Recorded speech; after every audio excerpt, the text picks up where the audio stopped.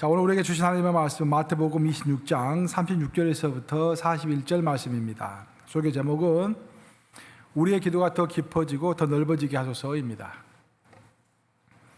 이에 예수께서 제자들과 함께 겟세마네라 하는 곳에 이르러 제자들에게 이르시되 내가 저기 가서 기도할 동안에 너희는 여기 앉아 있으라 하시고 베드로와 세베대의 두 아들 데리고 가실새 고민하고 슬퍼하사 이에 말씀하시되 내 마음이 매우 고민하여 죽게 되었으니 너희는 여기 머물러 나와 함께 깨어있으라 하시고 조금 나아가서 얼굴을 땅에 대시고 엎드려 기도하여 이르시되 내 아버지여 만일 할만하시거든 이 잔을 내게서 지나가게 하옵소서.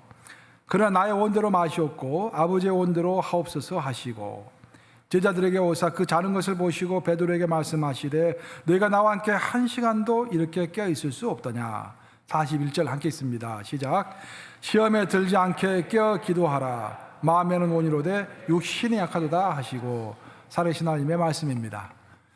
오늘은 기도에 관한 설교를 준비했습니다. 과연 기도 중에서도 여러 가지 기도가 있을 수 있겠는데 성경에서 말하는 기도는 어떤 기도인가? 또 성경에서 모범적으로 우리에게 가르쳐주고 있는 기도는 어떤 것인가? 또 우리가 어떻게 효과적으로 기도할 것인가? 그런 것들을 쭉 종합적으로 한번 살펴보도록 하겠습니다. 이제 기도를 이야기할 때 가장 기본적이면서도 어떤 핵심적인 말은 기도를 누가 가르쳐 주는 것이라기보다는 우리가 마치 어린아이가 언어를 배우듯이 신앙생활을 하다 보면은 자연스럽게 하게 되는 게 기도이고요. 기도를 또 하다 보면은 요령이 생겨요. 나에게 맞는 기도 스타일을 찾게 되고 내 기질에 맞는 기도 스타일을 찾게 되고 또 하나님의 음성을 듣는 법을 알게 되고 마음의 확신을 갖는 법을 자연스럽게 알아가는 것입니다. 그래서 기도를 우리가 논할 때 첫 번째로 중요한 것은 말이 필요 없이 무릎 꿇어서 기도해야 한다는 것입니다. 일단 무릎 꿇고 기도하기 시작하면은 기도를 자연스럽게 알게 되는 것입니다. 그래서 기도에는 경륜이 필요한 것이죠.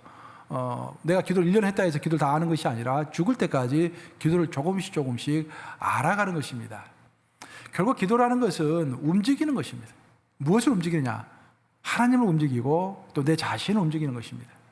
우리가 기도를 통해서 하나님을 움직인다는 것을 익히 알고 있어요. 그런데 많은 사람들은 기도는 결국 나를 움직이는 것이다라는 것을 잘 모르고 있는 것 같아요. 오늘 본문을 보시면은 예수님께서 요한복음 17장에 나오는 겟세마네 동산에서 기도하시는 내용이죠. 오늘 마태복음 말씀 내가 취했는데요. 요한복음 17장에도 나오는 말씀이죠. 예수님께서 겟세마네 동산에서 십자가에 못 박히시 직전에 하신 마지막 기도입니다. 그래서 이 기도를 대기도라고 그래요. 대기도. 예수님께서 하신 기도 중에서 가장 위대한 기도이다. 성경 전체를 통틀어 가지고 하는 기도 중에서도 가장 위대한 기도이다라고 해서 대기도라고 합니다. 우리의 가장 기도의 모범이 되죠. 근데 이 기도의 핵심은 뭐냐면은 예수님께서 너무 괴로우셔가지고 아버지시여 정말로 이 잔이 나를 통과할 수 있다고 한다면 그냥 넘어가게 해주시옵소서. 그 잔이라는 것은 십자가에 못 박혀 돌아가시는 것이죠. 예수님께서는 신이시지만 인간의 육신을 입고 있었기 때문에 힘드셨어요. 그 십자가에서 자기 몸이 찢기시고 못에 박히시고 할 때 그 받는 고통은 우리가 받는 고통과 똑같은 고통이었습니다. 그래서 예수님께서 그 잔이 넘어가게 해달라고 하나님께 처음 기도하십니다. 하지만 기도를 한 번, 두 번 하시면서 예수님의 마음이 바뀌시죠. 어떻게 바뀌십니까? 아버지의 뜻이걸랑 아버지 이루게 하여 주시옵소서. 내가 아버지의 뜻을 받겠나이다라고 변하는 거예요. 그러니까 기도의 핵심은 변하는 것이고 움직이는 것인데 그 기도를 통해서 우리가 하나님을 변화시키고 하나님을 움직이시고 하는 것도 옳은 것이지만 그 아울러서 기도를 통해서 우리가 변하는 것이야말로 정말 큰 변화이다라는 거예요. 이 기도를 통해서 우리가 변화가 돼야 합니다. 이 설교도 마찬가지예요. 그 설교는 저에게 해당되는 말이겠지만 저는 이 목회 천년병 시제에는 설교는 성도들한테 하는 것인 줄 알았어요. 열심히 성도들한테 이렇게 해라 저렇게 해라 하고 설교 많이 했어요.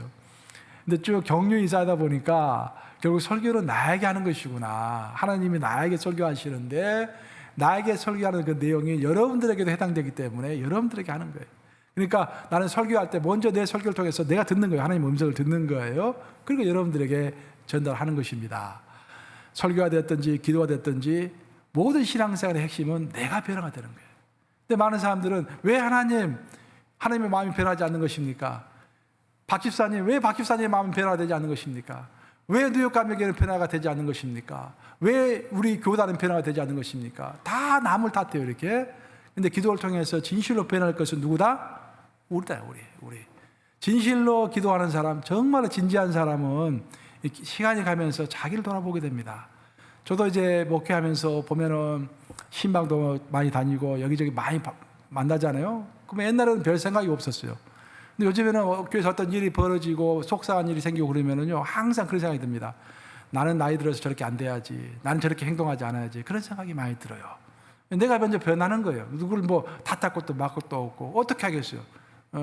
그 상황이 그렇게 돼서 그렇게 행동하는 것을 다 받아들이고 나는 저렇게 안 해야지. 나만 다 바라보게 되는 거예요. 결론적으로 기도에 대해서 우리가 논할 때 첫 번째로 알아야 할 것은 기도는 우리를 변화시키는 것이다. 한번 따라서 해볼까요? 기도는 나를 변화시키는 것이다.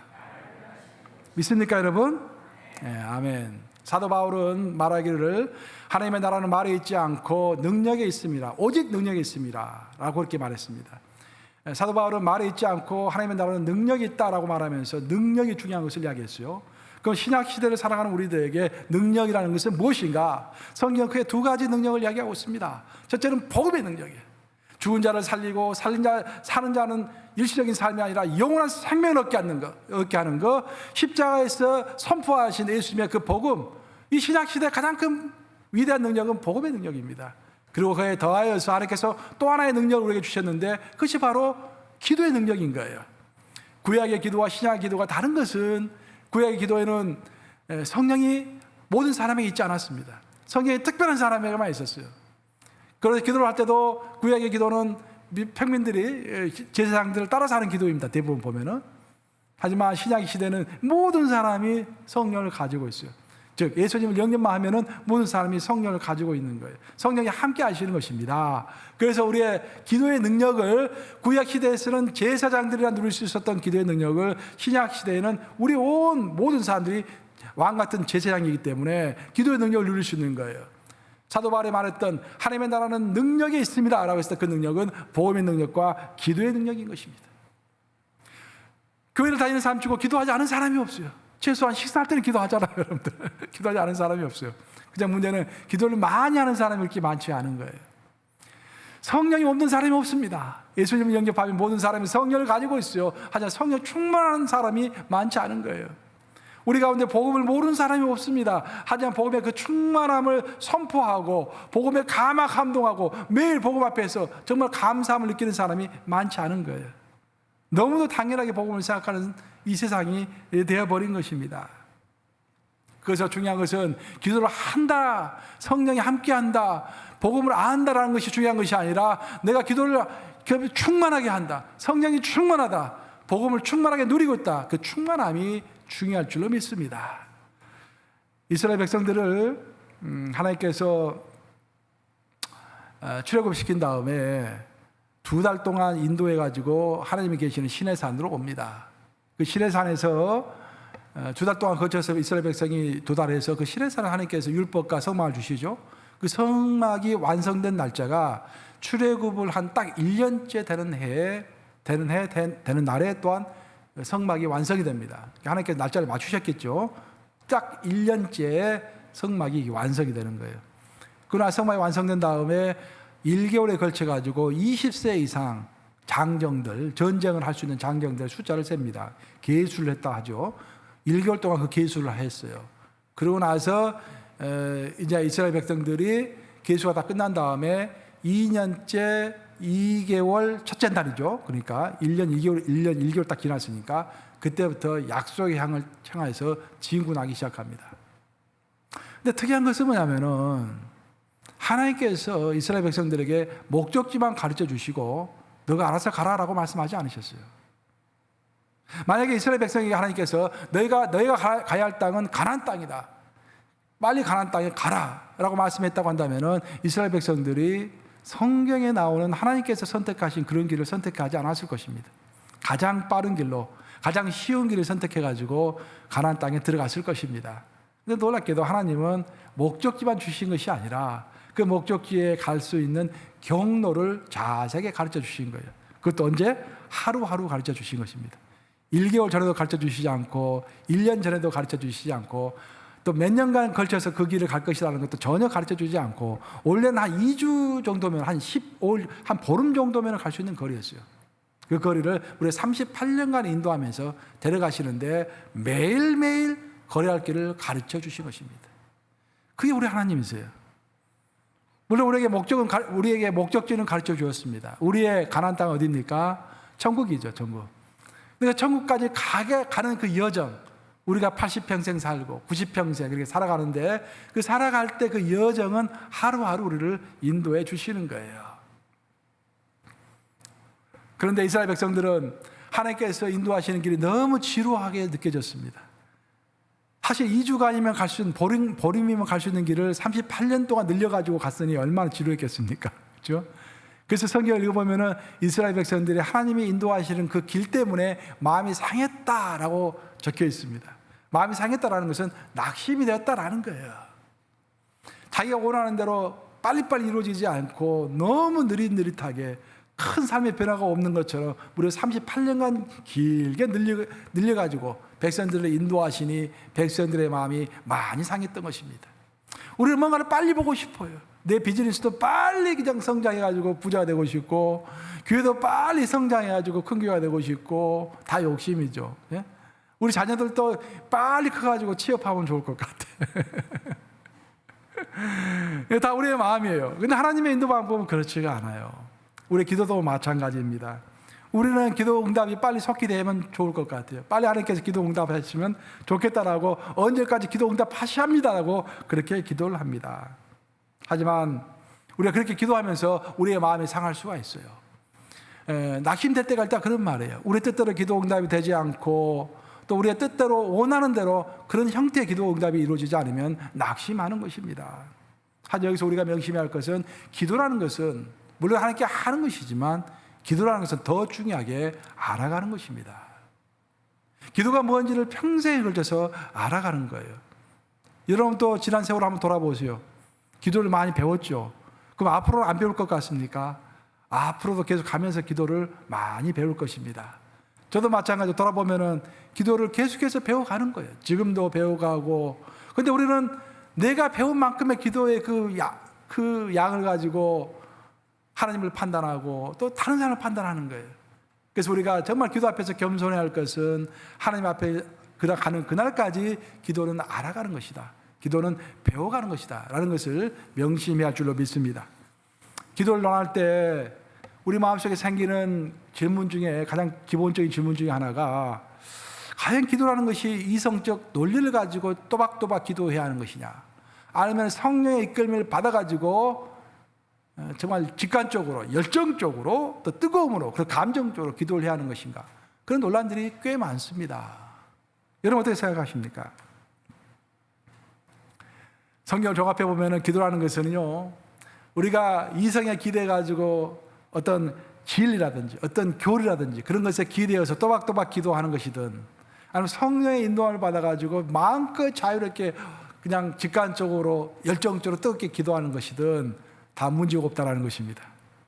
하나님 앞에서 기도하는 기도라면은 이것도 옳고 저것도 옳다라는 것입니다. 그래서 사도 바울이 그 유명한 말씀하셨죠. 고린도전서 14장 15절에서 말씀하셨죠. 한번 같이 읽어볼까요? 뭐라 했는지. 시작. 그러면 어떻게 할까? 내가 영으로 기도하고 또 마음으로 기도하며 내가 영으로 찬송하고 또 마음으로 찬송하리라. 여러분들이 고린도 교회의 배경을 잘 알고 계시죠? 고린도 교회는 어떻게 하다 보니까 하나님께서 영적 은사를 많이 주는 그런 교회였어요. 그러니까 그 교회는 애언하는 사람도 많고 방언하는 사람도 많고 치유를 하는 사람도 많고 영적 은사가 풍성했던 사람들입니다. 그런 교회입니다. 근데 문제가 있었는데 그 문제는 뭐냐면은 이렇게 내가 지금 설교하고 있잖아요. 이렇게 이 담임 목사님 이렇게 설교하고 같이 하고 있는데 갑자기 어떤 사람이 불떡 일어서가지고 막 애언을 막 하는 거예요. 막 방언도 딱 애언하는 거예요. 막 그럼 예배가 진행이 안 되잖아요. 이게 멈춰라. 그러면 하나님이 지금 계시하셨다 이렇게 이야기하는 거예요. 그래서 이제 그게 괴로웠어요. 예배가 잘 진행이 안 되는 거예요. 그래서 교회 리더들이 사도 바울에게 질문을 했습니다. 질문을. 그 질문에서 답변하는 편지가 바로 고린도전서가 된 거예요. 그래서 바울은 뭐라고 답변했습니까? 내가 그 누구보다도 많이 방언으로 기도하고 그 누구보다도 방언을 잘하고 있는 것을 자랑스럽게 생각한다. 하지만 내가 만인 앞에서 기도하고 만인 앞에서 이야기할 때는 절대로 방언으로 하지 않는다. 다 알아듣는 말로 한다라고 하면서 덧붙인 말이 이 말씀입니다. 우리가 영으로도 기도하고 성령의 이끌림을 받아가지고 직관적으로 감정적으로 열정적으로 기도할 수 있다는 거예요. 하지만 마음으로도 기도한다. 또 마음으로 기도하고 있습니다. 여기서 마음은 영어로는 understanding이라고 되어 있죠. 즉 우리의 이성을 통해서 또박또박 기도하는 거예요. 그렇죠? 그래서 우리는 찬송을 할 때도 영으로도 찬송하고 마음으로도 찬송하고 이것도 좋고 저것도 좋은데 우리가 알아야 할 것은 균형 잡힌 기도가 필요하다는 거예요. 정말 우리가 신뢰할 수 있을 만한 그런 목사님들이라든지 그런 훌륭하신 분들 기도하는 거 보세요. 틀이 있습니다. 이성의 머리에 생각하는 하나님 앞에서 담담하게 고백하는 고백이 있어요. 그 고백의 틀이 있습니까? 그 고백의 틀 안에서 성령의 이끌림을 받아서 자연스럽게 기도하죠. 그런 기도할 때 우리의 마음이 녹아지는 것들을 많이 느낄 수가 있습니다. 그래서 기도하는 것은 영으로도 기도하고 우리 마음으로도 기도하는 것입니다. 이성으로도 기도하고 성령으로도 기도하는 것이죠. 근데 기도를 오래 하다 보면은 아주 자연스럽게 그걸 느끼게 돼요. 성령의 이끌림을 받아서 기도하게 된 나를 발견하게 됩니다. 아마 저만 그러지 않을 거예요. 여러분 모두 그럴 거예요. 기도하다 보면 자연스럽게 또 성령의 인도하심을 많이 느끼게 됩니다. 그래서 기도를 보통 이렇게 표현하죠. 기도를 한다라고 하는 것이 아니라 기도가 터진다라고 이야기하죠. 기도가 터진다. 그렇죠? 기도 터진다라는 것은 내가 주체할 수 없을, 나도 알 수 없는 힘으로 기도하게 되는, 기도가 터지는 그런 경우들을 우리가 체험하게 되죠. 그런 터지는 기도를 하게 된 여러분 되시기를 우리 주님의 이름으로 축복합니다. 하지만 이성적으로 뼈대는 꼭 갖고 있어야 돼요. 그렇죠? 영으로도 기도하고 또 우리가 마음으로도 기도한다. 그래서 우리가 다른 사람을 정죄할 이유가 전혀 없습니다. 저 사람은 기도가 너무 맹숭맹숭해. 그냥 별로 힘이 없고 꼭 원고를 적어갖고 와서 기도해야 하나? 그것도 하나님 받으시는 기도예요. 또 어떤 사람이 기도하면 저 기도 횡설수설 했던 이야기 또 하고 이게 붕 떠가지고 기도한다? 그것도 마음의 진심을 담아서 하나님께 기도하면 받으시는 기도인 것입니다. 중요한 것은 내가 하나님 앞에서 어떤 태도로 기도하는가가 중요할 줄로 믿습니다. 기도를 돌아볼 때 내가 오늘 기도에 대해서 아주 핵심적이지만 중요하고 또 민감한 것들 내가 쭉 한번 언급해 볼게요. 기도에 대해서 기독교 역사, 우리 기독교 역사 2000년 역사인데 기독교 2000년 역사에서 기도에 대해서 가장 논쟁이 있었던 분야가 하나가 뭐냐면은 기도와 말씀 간의 관계입니다. 과연 기도와 말씀 간에 무슨 관계가 있는 것인가? 그게 큰 논쟁거리가 됐어요. 논쟁의 시작은 이제 우리가 개신교에 있기 전에 캐톨릭만 있었잖아요. 캐톨릭에는 그 영성이 두 가지 뿌리의 영성이 있습니다. 큰 영성의 뿌리가 있어요. 하나는 베네딕트파의 영성이고 다른 하나는 프란체스카 계통의 영성입니다. 캐톨릭은 그 두 가지 영성으로 기반이 잡혀 있는 그런 단체, 그런 종교 조직이에요. 베네딕트파는 철저하게 말씀 중심의 삶을 살았습니다. 사람들이. 그래서 베네딕트파에서 사실 오늘날의 대학교도 많이 만들었잖아요. 한국의 서강대학교도 베네딕트파에서 그 뿌리에서 다 나온 학교고, 미국에서 유명한 그 캐톨릭 학교들 전부 그 베네딕트파 그 뿌리에서 생긴 그런 대학들이에요. 그 베네딕트파는 철저히 말씀 중심이었습니다. 그래서 기도할 때도 항상 찬송을 부른 다음에 우리가 새벽 기도에서 하는 것처럼 설교를 했습니다. 설교하든지 아니면 말씀을 같이 읽든지. 그래서 그 말씀을 읽고 나서 그 말씀의 그 뿌리를 딱 붙잡고서 기도를 하는 거예요. 기도하는 거예요. 근데 프란체스코파는 달랐습니다. 그들은 성령의 이끌림을 굉장히 강조했어요. 그래서 찬송하고 곧바로 성령이 인도하시는 대로 그냥 기도하는 거예요, 이렇게. 그래서 눈에 보이지 않게 크게 싸운 것은 아니지만 눈에 보이지 않게 두 개의 영성이 이렇게 쭉 이렇게 갈라진 것입니다. 그러다가 1500년도에 16세기에 종교개혁이 일어나가지고 마틴 루터가 종교개혁을 해가지고 우리 개신교가 생겼죠. 개신교가 생겨가지고 기도를 하다가 보니까 개신교에서 그 기도 때문에 한번 싸움이 벌어졌어요. 개신교에서는 그 영성을 논할 때 청교도들을 뺄 수가 없습니다. 영국의 청교도들, 미국을 개척했던 사람들이 청교도들이잖아요. 그 청교도들의 영성을 뺄 수가 없어요. 원래 청교도들은 영국에 있었죠. 영국에 있다 나중에 네덜란드로 건너갔는데 그 청교도들은 철저하게 말씀 중심으로 살았고 말씀 중심으로 그 말씀 붙잡고서 기도했던 사람들입니다. 근데 청교도 못지않게 경건했던 사람들이 또 있었는데 그 사람들이 퀘이커 교도들입니다. 퀘이커 아시죠? 그 펜실베니아 주에 그렇게 퀘이커들이 많죠. 그 경건한 퀘이커 교도들도 아주 경건했어요. 근데 그 사람들 생각이 아주 달랐습니다.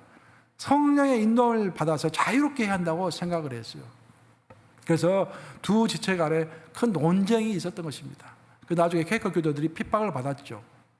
그런 역사가 이제 쭉 있어요. 그렇게 해서 기독교에서, 우리 개신교에서도 거기에 대해서 말씀과 기도의 관계가 어떤 것인가 그런 논란이 끊이지 않았던 상태에 있었는데, 그러다가 19세기에 이르게 되면은 이제 미국에서 경건주의 운동이 급속하게 벌어지기 시작합니다. 경건주의 운동이라는 것은 오늘 말 같으면은 큐티, 경건의 시간 하는 거예요. 큐티라는 게 뭡니까, 여러분?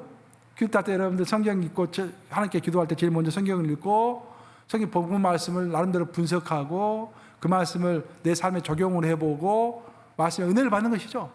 그 말씀을 통해서 내 굳어진 마음을 이렇게 녹이는 것이죠. 녹인 상태에서 그 말씀을 붙잡고 오늘 주신 그 하나님의 말씀을 붙잡고 기도하는 것이죠. 그러니까 마치 베네딕트 파의 기도와 비슷한 그런 기도인 거예요. 그래서 그 운동이 19세기부터 있었습니다. 근데 19세기부터 이렇게 쭉 그런 운동이 진행이 되면서 시간이 지나면서 개신교회 내에서 그런 운동에 대한 비판 운동이 거세게 일어났어요. 너무 이성주의적이다. 기도하는 것은 성령의 인도함을 받아서 기도해야지 어떻게 해서 너무 말씀에 집착한다. 말씀을 만약에 20분을 묵상했으면 기도는 2시간을 해야 할 텐데 말씀 20분 하고 공부하고 나서 기도를 10분만 하고 그거 안 된다. 그런 비판들이 일어나기 시작한 거예요. 그래서 그때부터 이 기독교에서 유행되기 시작한 것이 바로 캐톨릭의 관상기도, 향심기도, 그리고 동방종교의 예수기도, 그런 것들이 원래부터 있었는데 19세기 들어가지고 다시 크게 번성하기 시작하면서 20세기 오늘날까지도 그런 기도들이 많이 퍼져 있는 것입니다. 그런 기도가 나쁘다 좋다 하기는 참 이 자리에서 말하기가 어려워요. 근데 잠깐 설명을 해보면은 동방종교의 예수기도라는 것은 그런 겁니다. 기도가 그래요. 주 예수 하나님의 아들이시여 나를 불쌍히 여겨 주시옵소서. 딱 그 한마디예요. 그 한마디를 가지고 계속 반복하는 거예요. 10번, 100번, 1000번, 10,000번. 근데 놀라운 것은 역사적인 기록을 읽어보면은 실제로 그렇게 주 예수 하나님의 아들이시여 나를 불쌍히 여겨 주시옵소서 라는 기도를 계속 반복했을 때 병이 나요. 병이 낫고 문제가 해결이 되고 막 악기가 떠나가고 그런 역사들이 벌어지는 거예요. 그래서 대유행을 했습니다. 그런 이 기도들이. 또 향신기도도 마찬가지예요. 관상기도, 향신기도, 캐톨릭에서 하는 것도 비슷합니다. 그 하나님이 주신, 오늘 주신 말씀 중에서 뭐 하나님이 하나님, 뭐 사랑이면 사랑, 그 한 단어를 붙잡고서 계속 그것을 이렇게 하나님, 뭐 사랑, 하나님 이렇게 하는 거예요. 그러면 내 복잡한 마음이 다 가라앉으면서 내 복잡한 마음 위로 하나님을 향할 수 있다라고 인도하는 기도가 그런 기도인 것입니다. 근데 이런 기도가 이제 좋고 나쁘고를 떠나서 성경을 읽어보면은 예수님께서 우리에게 가르쳐 주신 기도, 그 신앙의 위대한 사람들이 했던 기도를 쭉 살펴보면은 이런 기도가 성경에는 없어요. 특별히 문제가 되는 것은 뭐냐면은 동방 종교에서 하는 예수 기도의 문제가 뭐냐면은 여러분, 기도는 누구에게 하는 것입니까? 기도의 주체는 누굽니까? 누구에게? 성부 하나님께 하는 거죠. 예수님께서 우리에게 어떻게 기도를 가르쳐 주셨습니까? 너희는 기도할 때 이렇게 기도하라. 하늘에 계신 하나님 아버지, 하늘에 계신 우리 아버지여 이름이 거룩히 여김을 받으시오며 라고 기도하라고 우리 가르쳐 주셨죠. 너희는 기도할 때 이렇게 기도하라. 하늘에 계신 우리 아버지여 이름이 거룩히 여김을 받으시옵소서. 하늘에 계신 아버지께 예수님의 이름을 통해서 기도하는 것이잖아요. 근데 예수 기도의 결정적인 퀘스천 마크는 이 성부 하나님이 없는 거예요. 예수만 있고 예수로 끝나는 거예요. 그렇죠? 주 예수 하나님의 아들이시여 나를 불쌍히 여겨 주시옵소서 라고 이야기하는 거예요. 물론 예수님이 하나님 그 자체이시기 때문에 큰 문제는 없다고 말할 수도 있겠지만 역시 우리가 예수님께서 우리에게 가르쳐 주신 기도는 하늘에 계신 우리 아버지여 이름이 거룩히 여김을 받으시옵소서 라고 주 하나님을, 그러니까 하늘에 계신 하나님, 성부 하나님을 부르면서 그 하나님께 간구하고 예수님의 이름을 들어서 맞추는 것, 기도 예수 이름으로 기도했습니다 라고 맞추는 것이 그 예수님께서 우리에게 가르쳐 주신 기도이기 때문에 기도의 주체가 빠져 있어가지고 문제가 되기 시작한 것입니다. 이로써 우리 기독교 내에서는 과연 기도와 말씀의 관계가 어떤 것인가? 더 나아가서 우리는 감정도 있고 의지도 있는데 정말 후련한 시원한 그런 기도를 하고 싶은데 우리의 감정이 뻥 뚫리는 그런 기도를 하고 싶은데 그것은 정말 잘못된 것인가? 그것을 추구하는 것이 잘못된 것인가? 그런 논란들이 많이 있어 왔던 것입니다. 결론부터 말씀드리면은 우리는 기도할 때 하나님께서 주신 지정의를 모두 사용해야 합니다. 지적인 면, 감정적인 면, 의지적인 면 다 사용해야 돼요. 그 성령의 인도함을 받아가지고 자유롭게 기도해야 합니다. 하지만 가장 중요한 것은 뭐냐면은 그 모든 기도의 바탕은 하나님의 말씀이 한다 그런 말이에요. 우리가 집을 지을 때 보면은 기둥도 있고 지붕도 있고 안에 장식품도 있고 다 있잖아요. 그렇지만 땅이 없으면 집을 지을 수가 없잖아요. 또 땅이 보통 땅이 아니라 단단한 반석 위에 지은 집을 지어야만이 그 집이 오래갈 거 아닙니까? 그러면 그 땅이 무엇이냐? 그 땅이 바로 하나님의 말씀이다라는 것입니다. 우리가 하나님의 말씀으로 기준을 잡아주지 않으면은 우리의 감정과 우리의 의지는 하나님과 전혀 상관이 없는 감정과 의지로 빠지기 쉬운 것입니다. 그래서 우리 기독교 전통에서는 베네딕트파를 비롯해가지고 청교도들 이렇게 쭉 이어져 내려오면서 경건주의 운동 쭉 내려오면서 항상 말씀에 이렇게 붙잡혀서 기도해야 한다는 것을 강조했어요. 하지만 여러분들이 경험해서 아시겠지만 또 너무 말씀만 붙잡고 그것만 의식하면은 성령의 인도함이 흐릿해질 수가 있어요. 그래서 우리는 결론적으로 항상 하나님께 주신 약속의 말씀, 그날 주시는 말씀을 붙잡고 기도해야 하지만 동시에 성령께서 나를 마음껏 인도해 주시도록 성령에 절대적으로 의존을 해야 하는 것입니다.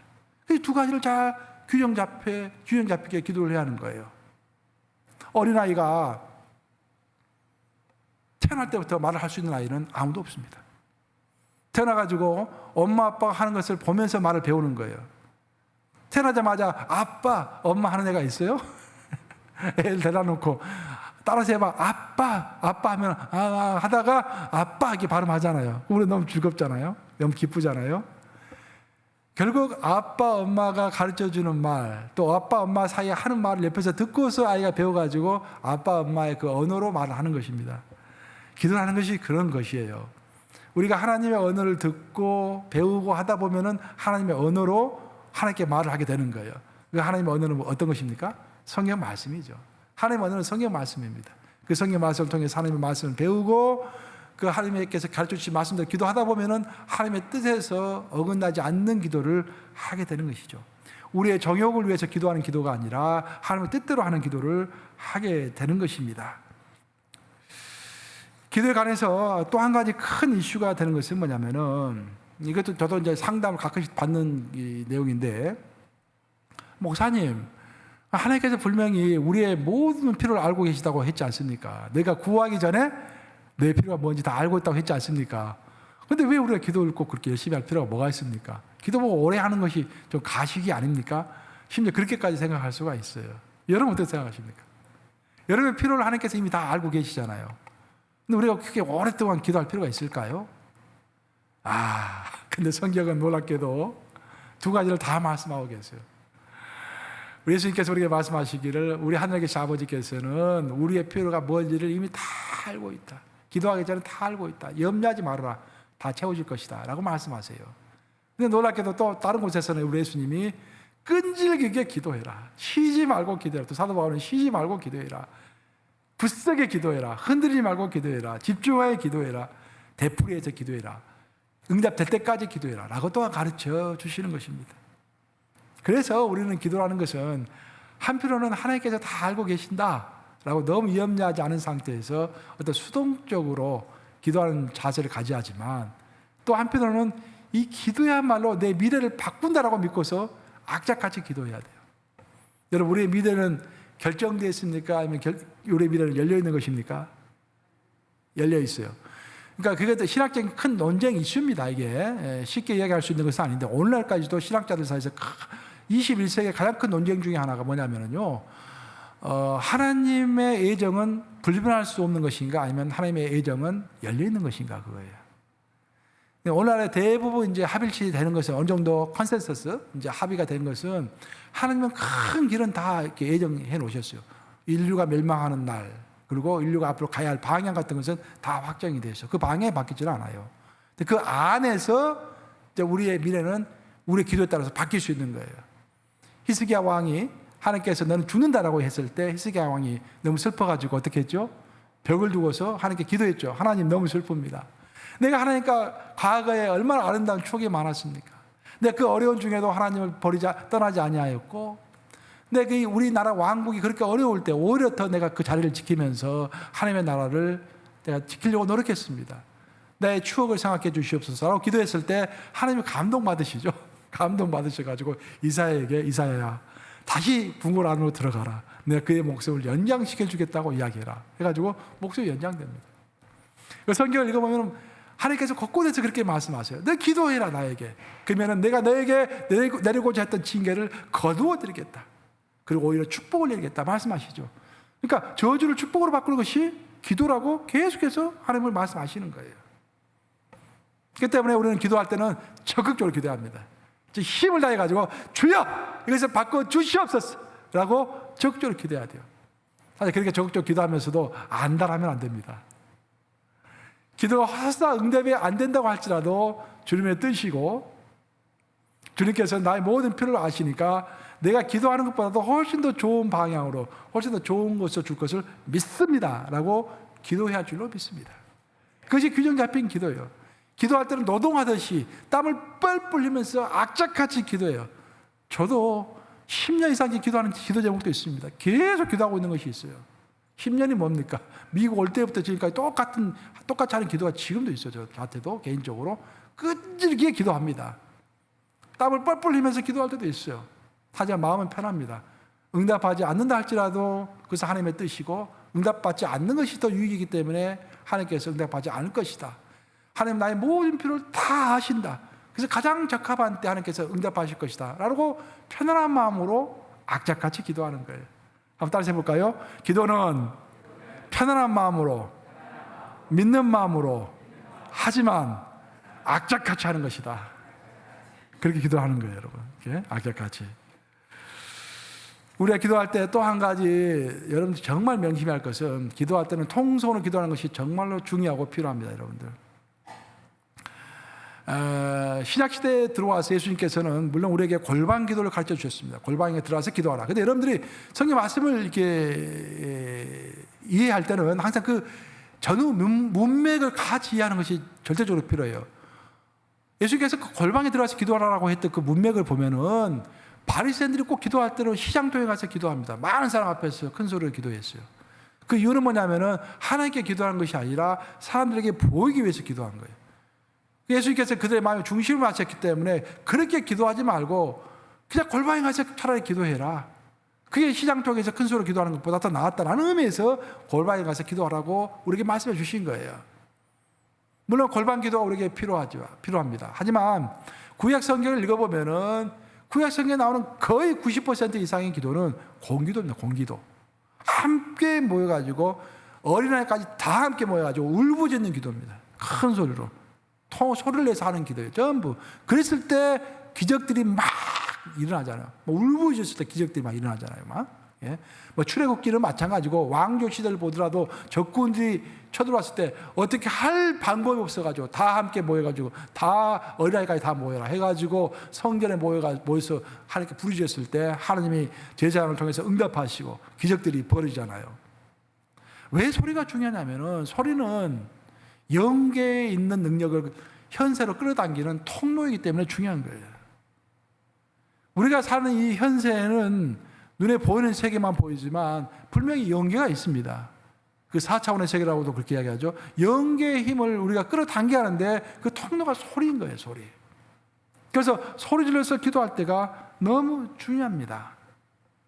소리 질러 기도할 때 우리가 선포하는 기도를 할 수 있어요. 그러니까 우리가 선포하는 기도를 할 수 있으려면요, 약속의 말씀을 잘 알고 있어야 돼요. 그러니까 하나님께서 이미 우리에게 약속하셨잖아요. 우리 먹을 것을 채워주신다고 약속하셨잖아요. 근데 우리 기도할 때 보면 하나님, 내가 돈이 없습니다. 돈을 주세요. 나에게 건강을 주세요. 근데 그런 것들이 이미 하나님께서 약속하셨거든요. 너는 먼저 그의 나라와 그의를 구하라. 그러면 모든 것을 내게 더해 주시리라. 하나님 말씀하셨잖아요.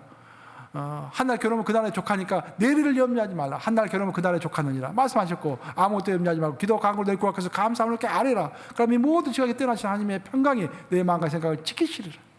분명히 모든 걸 주시겠다고 약속하셨잖아요. 그러니까 기도할 때 찡찡거리지 마시고 선포하는 거예요. 그냥 하나님 주실 것을 믿습니다. 주시옵소서.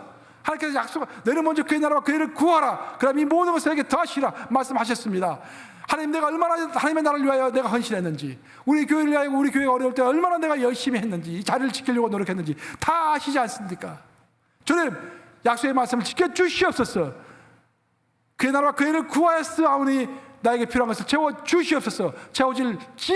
채워질지어다 라고 선포하는 거예요. 선포. 소리내서 선포할 때 그 기도의 능력이 얼마나 큰지 모릅니다. 또한 소리내서 기도하면요 성령이 충만해져요.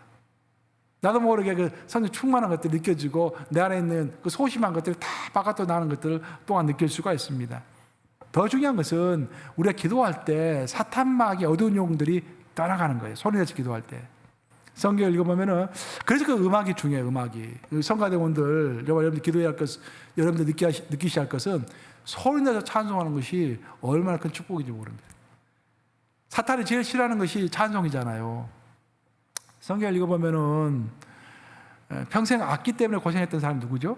구약 성경에서 사울 왕이 평생 악기 때문에 고생했죠. 그 악기가 항상 있었던 거예요. 그 악기를 몰아내기 위해서 어떻게 했습니까? 어린 다윗을 불러가지고 음악을 연주하게 했죠.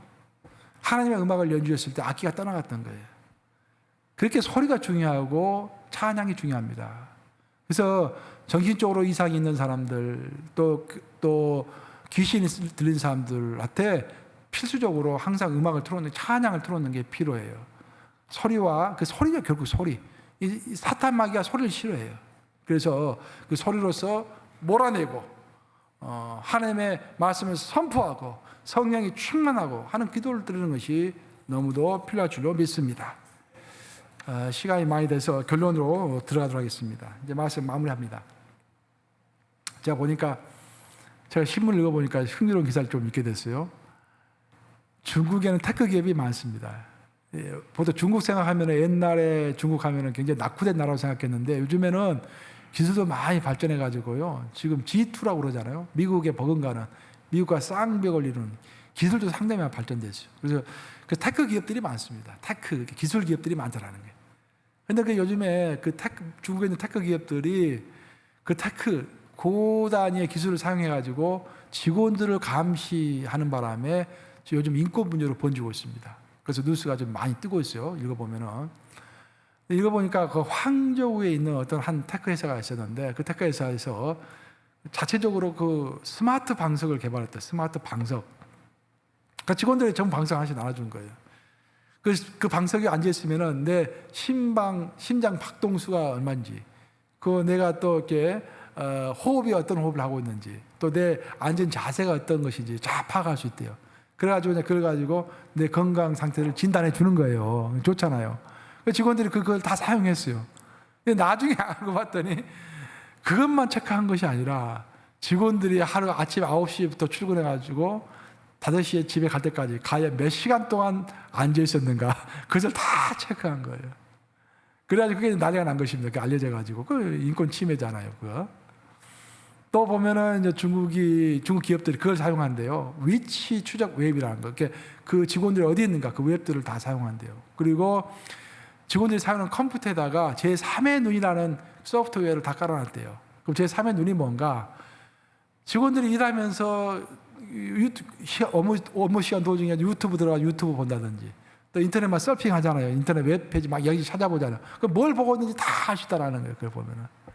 그걸 가지고 이제 직원들을 평가하고 그러다가 이제 그게 다 알려져가지고 요즘 큰 사회 이슈가 되고 있다고 합니다. 미국에서는 생각도 할 수 없는 그런 일이잖아요, 사실. 근데 중국에서는 그런 일이 지금 벌어지고 있는가 봐요. 근데 그 기사 참 흥미롭게 쭉 읽고 나서 문득 그런 생각이 들었어요. 여러분, 우리 가운데 제3의 눈이 없을까요? 우리 가운데 제3의 눈이 있습니다. 항상 있는 눈, 어떤 눈입니까?